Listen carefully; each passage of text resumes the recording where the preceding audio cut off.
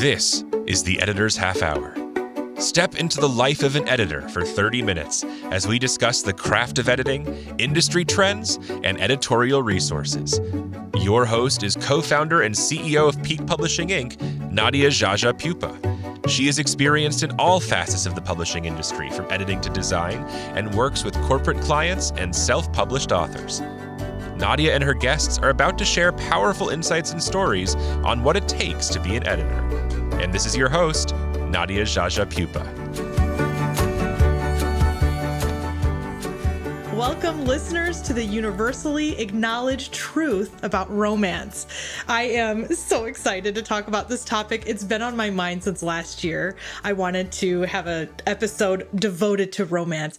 This isn't, by the way, going to be the first episode that we cover this topic. There's so much to dive into with romance. And today, on this episode, I have the best guest, Sarah Calfee. She specifically focuses on romance, and that is amazing. And I know that there are other editors that do the same. And I'm jealous and envious of these editors. I wish I could just devote my life to editing romance, but I cannot wait. So anyway, welcome, Sarah. Welcome to the podcast. Please introduce yourself and tell us what you do. Hi, I am Sarah, like you said, from Three Little Words Romance Editing. I've been a freelancer for about 5 years, since 2019. And from the very beginning, I've been focusing specifically on romance. I am so jealous. I wish I could just do that. And I also love your website, by the way. Your website is called Three Little Words, which probably stand for I Love You, right? Yep, correct. I was scouring your website yesterday because I always, mentally prepare myself before we do recordings. And you know what I learned about you? I don't think we ever talked about the fact that you lived in Chicago. Yeah, I did. I used to for about 8 years. Yeah, I loved it there. I didn't know that. I used to live in Chicago. I think we may have been living. Yes. I think we may have been in Chicago. It was like 2008 all the way to like 2012. Oh, you know what? I moved after 2008. Oh, okay. I went to Dublin to be with my partner. Yeah. And I love that you wrote about it on your website. So I want to encourage listeners to check out Sarah's website, threelittlewordsediting.com. Is that right? Yes. Okay. So let's get started. Where do we start, Sarah? There's so much to talk about. And by the way, I just want to add that we bonded. We have so much in common, and Sarah and I bonded. We both have 2 boys, and we just share a lot in that world alone. And so when we've met a few times on Zoom, and we've had some one-on-ones, and we really, really connected. And I just was so excited that she finally agreed to be on the podcast. It's finally happening. And it's like, I don't know what to do with myself. Okay, let's get started. So, let's talk about your career path and your journey and how you got into romance. What was it that finally led you into this world? And you were like, that's it. This is all I'm going to do. I'm going to edit romance. What was that like? Okay, well, I had a kid and I went on mat leave and I needed something flexible. And I decided, I thought about my skill set, which was I have an MFA in creative writing. I had been teaching English for about 8 years, and I have a deep and abiding love of books. And I decided I'd like to try freelance editing. So I started to train myself up, and I wanted to focus on one genre and really dig into it and get really good at that one genre. And I chose romance because it's so popular, and I figured I'd be able to find clients that way. I'll be honest, when I first started as a romance editor, romance was not technically my favorite because, I don't know, the romance from my adolescence wasn't really for me personally. I never was really into the whole alpha hero who's mad, and it was just not for me. But then romance has evolved so much since 2000. And I started reading the books and I got really into it. So I'm a 100% romance lover now. And I'm excited. It's great. Love that. I know. It's so, I like I said, I'm so envious of that because I wish that's all I could do all day was just reading these manuscripts that are fabulous. Because you're right, it has evolved over time. It isn't the alpha male that's domineering and overpowering on these women. I mean, some women do like stories that have that, but I think it has changed for the better in some ways where it's not like the woman or the female character doesn't have a choice, So I think that's really, it's eye-opening, and I think that's why it's exploding even more than ever before. People are better at labeling what they want. There's like a whole like world for the readers that want that overbearing male that protects you and tells you what to do, and is really, and if they're into that, you can find it. And there's like, it's a lot of it is like mafia or like, I don't know what they call it. I think it's motorcycle or whatever. That's not for me personally, but like it's there. And, there's, for whatever taste, there is a book for you in the romance world. Yeah. Yeah. Well, what's your favorite trope? What is your favorite? Because there's so many. I mean, right now I'm reading one that's, I think you would consider like a forbidden romance where it's the professor and a student. Like, I think is that what it's considered or is that its own thing? The professor student, its own trope? That is a thing. I cannot think what that would be called, but yeah, maybe age gap or, professor and student, forbidden. Yeah. Forbidden love for sure. Yeah. Yeah. What's your favorite though? My favorite, obviously is, one of my favorites is, enemies to lovers. Yes. And Pride and Prejudice started that. Well, it didn't start it, but it kind of exploded it. And that's definitely a enemies to lovers. But I'll be honest and say that my catnip isn't really tropes. What I love, and this is not what all romance readers prefer, but I really love a strong external plot. I like, an adventure. I like fantasy or sci-fi or espionage or mystery. And I like that with a really strong romance where there's a very, very clear character arc where the two romance protagonists are like figuring out how they fit together. And, they have to really work hard to get to the point where they're emotionally capable of a healthy relationship. Yes. So I like all the internal angst and the external angst. And if you can throw in banter and comedy, I'm a diehard fan. Oh, I love that. It sounds like such a well-rounded, really good story, even with like subplots. You posted something recently on Instagram and I commented on it or something about subplots and how sometimes those can get forgotten, when you're looking at a raw manuscript, and you're identifying the subplots, they're important, right? Like they support, like you can't have a story without them. You need subplots. And sometimes there's like loose ends that don't get tied and things like that. So when you're editing, do you have markers for those? Like how do you handle, mapping out the plot, but then also mapping out like that subplot when you're, dealing with like maybe a breakout author?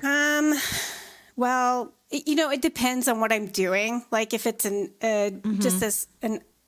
generally, you can't focus on all the subplots. I do say that it's important, like especially with the romance, since the romance happens emotionally for the most part, like the romance plot is happening internally.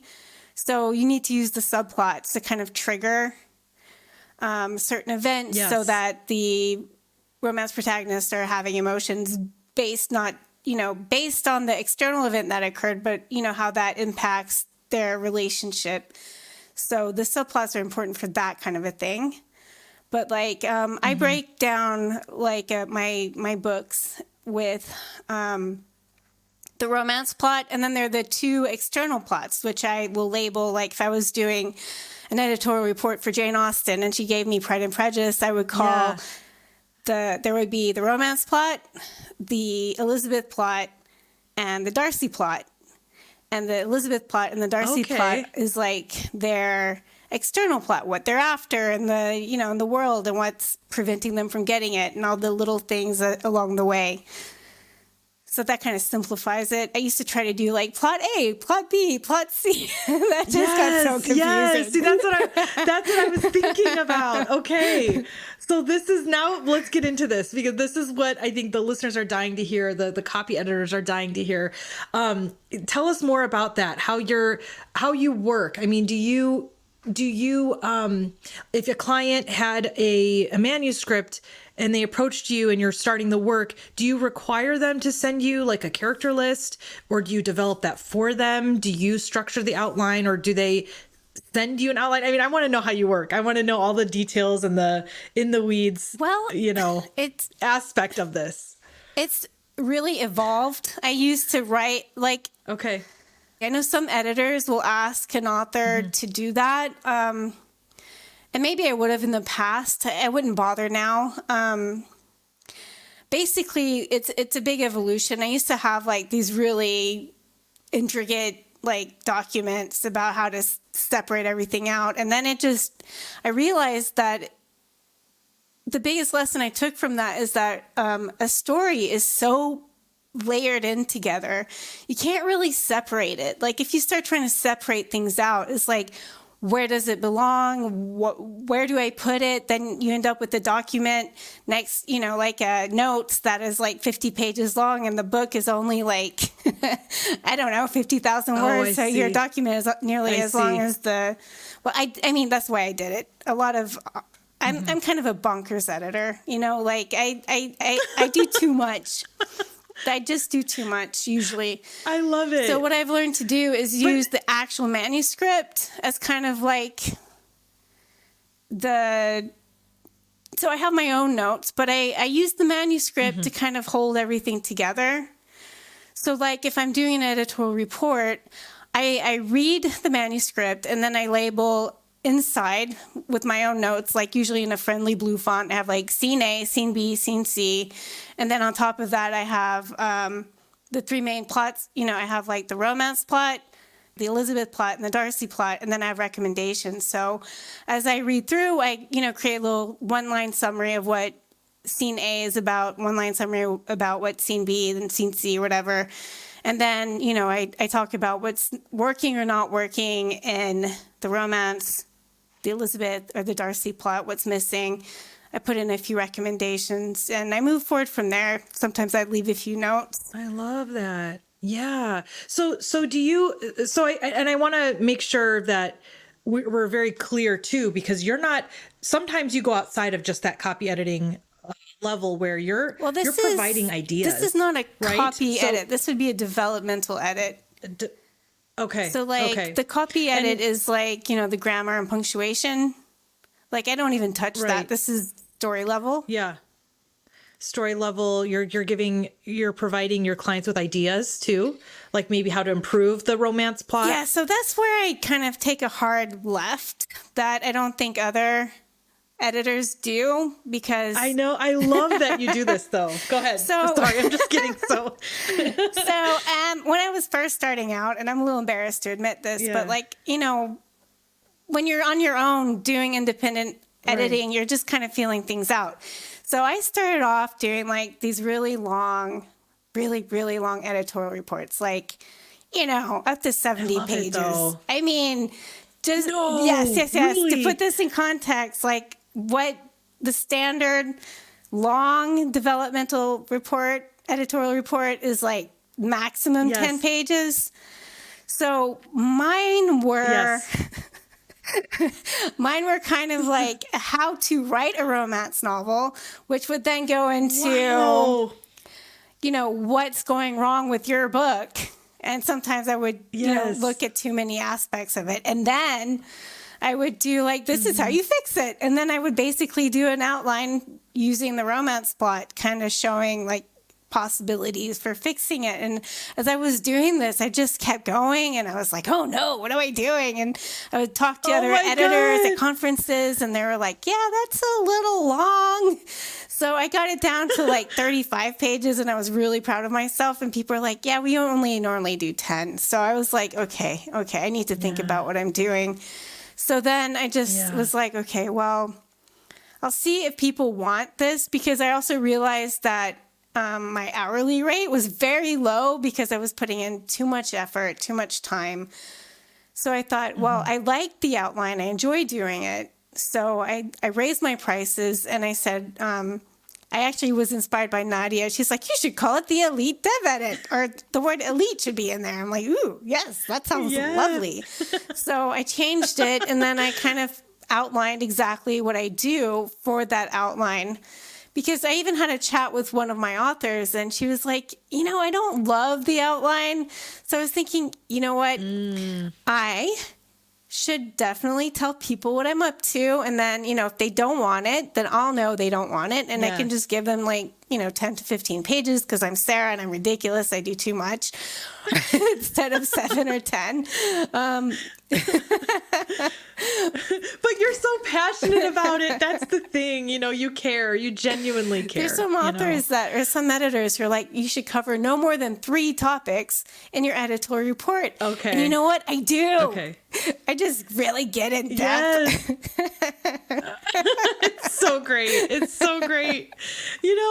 By the way, are we, in my mind, I call that like a manuscript evaluation. Is that the same thing? Are we talking about the same thing when you say editorial report? Probably, that's the other thing. Okay. You with editors, the terms for different editing levels change depending on, the editor, the author, publishing house, what they mean when they say it. So yes, evaluation could be that. I think an evaluation tends to be shorter and less expensive, and a report tends to be a bit deeper. Yes. In general. Yeah. Okay, that makes sense. And so I just love that you call it like elite level, because that's what was your idea, the highest level. It was my idea. Surprised. I just love it. But we talked about so much when we met. And I think that was really eye-opening for me is, there's the copy editing, right? Then there's the dev editing, but you take it so far beyond. I mean, you're really like hand-holding in a good way. I mean, if the author wants that, but you're providing insight into what the story could possibly be. They may have a great foundation, but then here comes Sarah, you open the doors and Sarah's like, look at this shiny new manuscript you could have, and showing the author what it could be and what it could become. Yeah. And so I'm pretty sure you told me, and correct me if I'm wrong, I'm pretty sure you told me that you've even gone as far as to write, because you have that creative writing background, you've gone as far as to write samples. Like, this is a sample, dialogue between these two characters. Something like, is that right? Did you do that? Yes or no? And no. So basically, the way it works is sometimes, especially at the beginning of a book, like the author has the beginning can be quite solid, like the first couple chapters, and I can copy and paste their work. And using their work, I can kind of tweak here and there, maybe change a few lines just to show what is a possibility. When I create the outline, it's usually in summary form, and sometimes I'll throw in a few lines of dialogue, but it's definitely not like straight. Like, it's not a ghostwrite. It's just kind of like... No. One of the major problems I see with a lot of authors, even authors who have written for a long time, is like, I don't know why. I don't know if it's a lost skill or if it's something that you just don't learn. And I've learned this through my deep studying of the Jane Austen and her plot and how she puts her book together. And that is, there's not much seeding of a new plot or a subplot, and then like the action, and then the consequences of that action, and then people talking about the consequences of that action, and kind of like the emotional responses and like where we're going to go next and the new set of goals and where that takes you. There's like, that series of events, that chain of events is often like just kind of an explosion of one thing that happens, and then everybody goes along their merry way and sometimes even forget what did occur, last chapter. I see.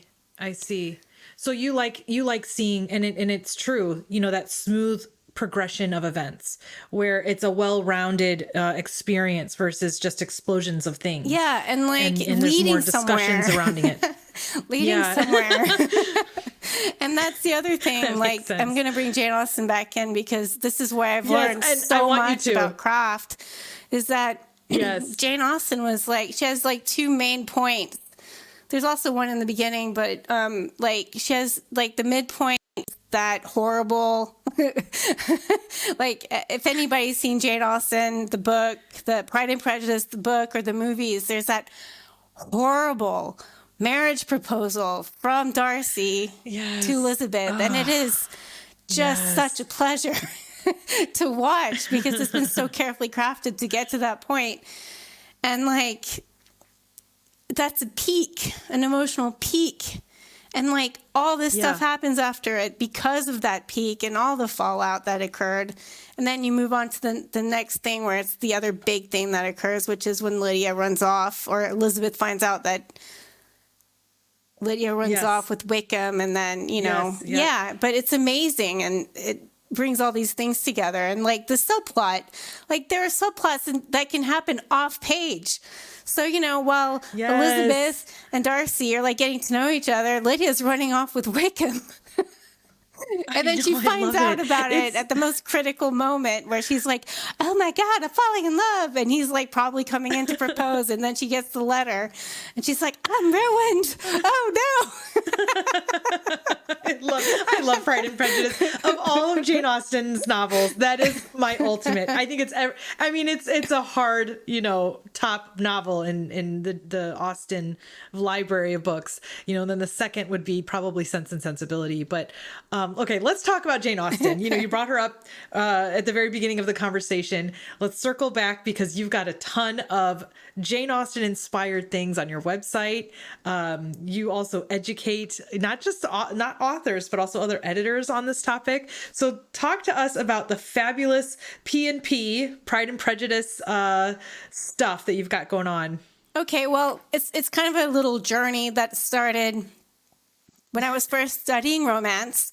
I was like, "Ooh, I know, I'll study Jane Austen's Pride and Prejudice because it'll help me to figure this out."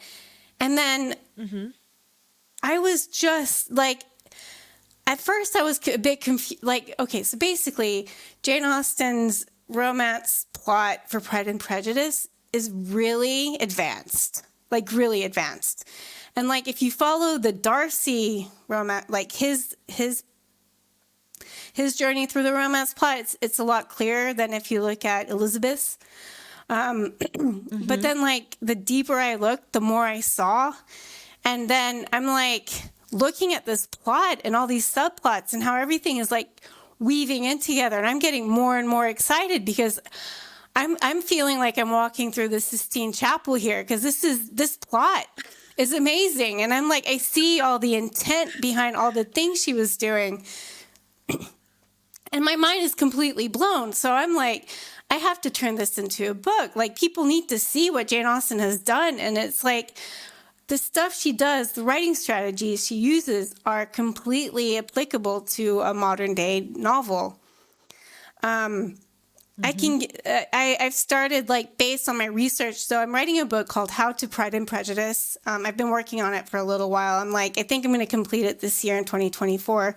But based on I can't wait. And I will I'm a huge weirdo. I pretty much listen. Well, I listen to Pride and Prejudice to fall asleep at night. So I have the book memorized. It's in my head. You ask me, I can probably tell you what happens in which chapter. I'm not kidding. It's bonkers. Oh, I love that. So it's an obsession. I'm so obsessed. It's a true obsession. But it really works because I apply it to my work. I have this book in my head. I have this entire template of a book in my head so that when I do a developmental edit, I don't feel lost. It's kind of like a flashlight showing me where I'm at in the story. But anyway, back to Jane Austen and her brilliance. I've been doing these little tips and tricks, about how you can apply some of Jane Austen's writing strategies. So, for example, Jane Austen contrasts her characters and uses that to excellent effect. For example, if you look at Darcy and Bingley, Darcy is clever, reserved, snobby, and he tends to offend everybody. And his best friend is slightly less clever. He's sunny. He talks to everybody and people love him. And you can look at Elizabeth and Jane, her sister, her best sister. Elizabeth is witty. She's funny. She's judgmental. And she's very confident in her assessment of other people, which is usually negative. And Jane is sweet, loving, and she believes in the best. She believes the best in everybody. And if someone even shows a hint of a negative character trait, she's going to look for reasons to explain it all away. So Jane Austen uses these contrasting elements in her characters to like excellent effect. For example, like at the ball, when you first meet Darcy and Bingley, Bingley dances with all the ladies. He's chatting with everybody. Right. Everyone loves him. Social. Everybody thinks he's great. Then Darcy refuses to dance with anybody but Bingley's sisters. He's looking down at everyone. He's making everybody really mad at him. So she uses that to introduce them that first time. Right. And then after the ball, Jane and after the ball, there's a whole conversation with Elizabeth and Jane. And they're discussing the events of the ball. And, Jane is talking about how great Bingley is and how great Bingley's sisters are. And Elizabeth's like, well, I like Bingley, but I don't like his sister. So she's able to show the different viewpoints, the experiences, and the different personalities just by having these different people who are, Yeah. And those conversations reveal so much. I mean, and and we still identify today because, when I think of, my family, my sisters, whenever we would have a party, there's always that debrief. There's that debrief between siblings. Like, what did you think of this person? Or did you see what he was wearing? Those types of things. But that sister talk, that sibling talk. And I think you hit the nail on the head with this. I mean, you've got it down. I mean, you've examined it to that level and to that degree. And by applying those principles, you're showing your, authors, your clients, really good foundational things. And I'm so in love with this whole concept because I love Jane Austen. I love Pride and Prejudice. I read it when I was a senior in high school, and I just fell in love. And I remember the day I finished it. I just felt like I was on a cloud. It was one of my favorite books of all time. It still is one of my favorites. How old were you? When did you read it?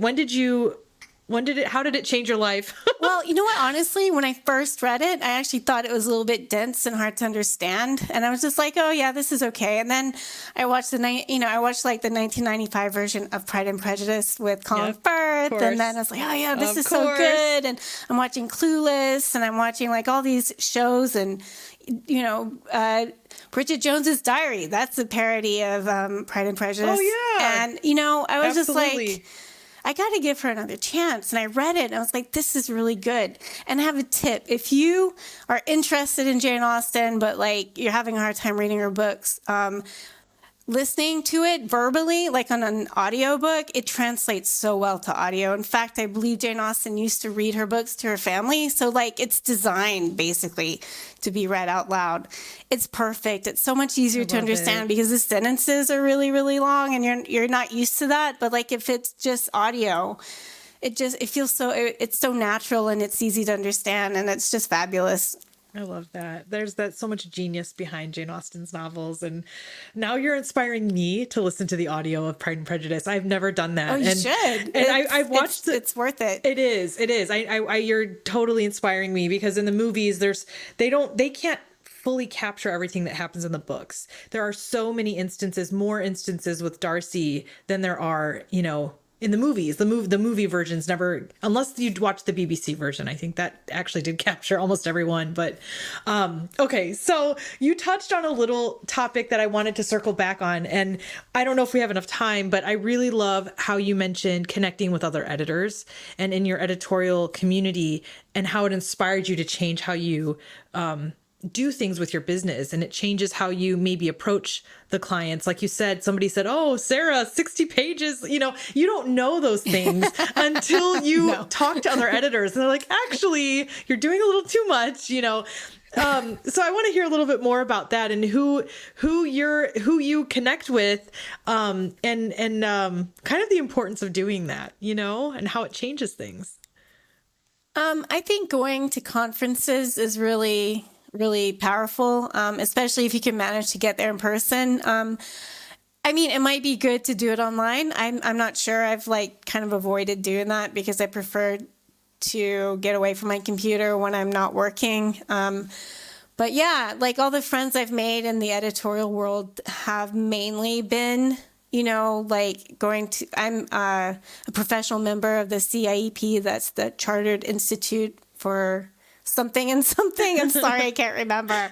They just changed it recently, but it's the editors group here in England where I live. And so that's basically it. And you can make friends online, which is, with video chat, but yeah, it's really nice to have a group of 4 or 5 editors that you can connect with. And if you have a really stupid question to ask about grammar because you forgot something, you can just, kind of send them a little, help. Yeah. And how do you do this instead of broadcasting it to everybody and getting 20 different replies on Facebook, which can be really annoying. Right. I love that. I really, really love that because I want to encourage more editors to do the same, especially the ones that are the newbie editors. I want them to find and connect with other editors. I think that will be a game changer for them. It'll help. Joining a group is definitely the way to go. Yeah, I love it. Well, to wrap this up, I wish we could continue. There's so much more to say about Jane Austen, and there's so much more to say about you, Sarah. There's so much more to talk about. We'll definitely revisit romance again, but I want to encourage listeners to visit Sarah's website. It's a wonderful website. I love the way that you have everything structured and set up. Follow Sarah on Instagram. She's got a wonderful page and she posts great stuff. It's all very much related to Jane Austen and P&P, Pride and Prejudice. And look out later this year, I hope, for the book How to Pride and Prejudice. I think it's going to be a fabulous book, and I can't wait to read it and get my hands on it and hopefully get a signed copy. That's what I'm counting on, Sarah. Let's make it happen. Thank you so much for your time. Thanks for having me. Thank you for listening to the Editor's Half Hour. This podcast is your go-to resource for editorial trends, opening the discussion for new ideas through the real-life stories of editors. For more information about Nadia Jaja Pupa and her business, visit peakpublishing.com. That's PIQUE publishing.com. Be sure to follow Peak Publishing on Facebook, Twitter, and LinkedIn. And remember to subscribe and follow the Editor's Half Hour wherever you get your podcasts.